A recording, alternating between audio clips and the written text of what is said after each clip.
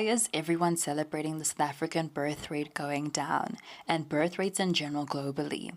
I'll live for Pakistan, I'll die for Pakistan, and I'll sacrifice my whole life for Pakistan. Pakistan, Zindabad. Is it because women are ignoring their natural obligation to have children and prioritizing meaningless things like career?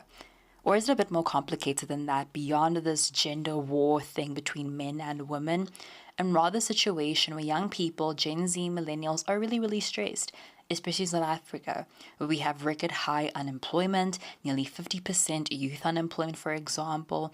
Even further than that, we just came out of a global illness. In such a condition, such a climate, what time do you have to think about having children?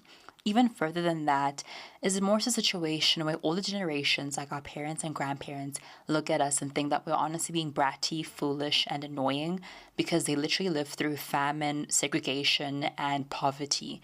And that in spite of all those things, they still had kids and they were fine, I guess. Or even further than that, right? We sort of have a situation where it feels like everyone has a bunch of problems, like 99 problems, and having a kid would feel like the 100th one. Many people speak about when having children, it's very difficult. And there's a lot of shame and stigma about talking about this, especially as having a child is supposed to be the best thing for you. But people are being more honest. If you know anybody who is a parent, it is very difficult, there's no rule book or manual on how to do it. I regret making being a mom my dream. And I wish that I did not have that as a dream. And increasingly now, and so in the climate where we have urbanization, many people don't have the same traditional communities that we used to. And that oftentimes people are left to do parenting on their own.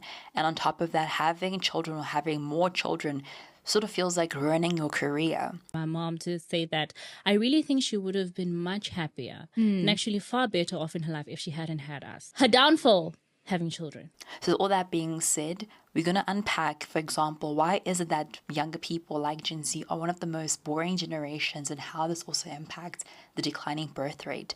Also, for example, how something as crazy as quote-unquote a population control under the former regime of South Africa, basically eugenics, was one of the guiding forces behind South Africa's declining birth rate today, for instance, across people who were colored, Indian, and Black South Africans.